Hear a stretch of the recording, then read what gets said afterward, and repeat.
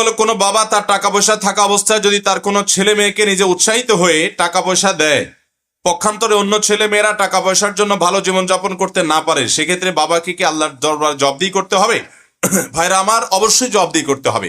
নবী করিম সাল্লাল্লাহু আলাইহি সাল্লাম বলেছেন এক সাহাবীকে, ইত্তাকুল্লাহ ওয়া আদিলু বাইনা আওলাদিকুম, তোমরা আল্লাহকে ভয় করো আর সন্তানদের মধ্যে সমতা বজায় রাখো। আমাদের অনেক বাবা চাচারা আছেন, হয়তো মাহফিলে আজকেও আসছেন, যে আল্লাহ আপনাকে অনেক টাকা পয়সা সম্পদ দিয়েছেন বা যাই দিয়েছেন, আপনি এক ছেলেকে পছন্দ করেন, তার নামে জমি জমা লিখে দেন, বাকিগুলোকে দেন না। আছে না নাই? মেয়েকে পছন্দ করেন, সব মেয়েকে দিতে থাকেন ক্যাশ ক্যাপিটাল জমি জমা, অন্যদেরকে দেন না, বা দিলেও হেরফের করে দেন, কাউকে কম কাউকে বেশি দেন। আছে না নাই?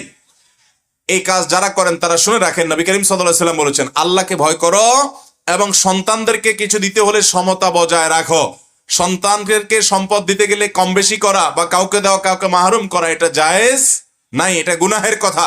কোনো বাবা যদি এরকম গুনাহ করে থাকেন, এখনো জীবিত থাকেন, সন্তানদের মধ্যে সমতা বজায় রাখেন এবং নিজের ভুলকে সংশোধন করেন, না হলে আপনি গুনাহগার হবেন।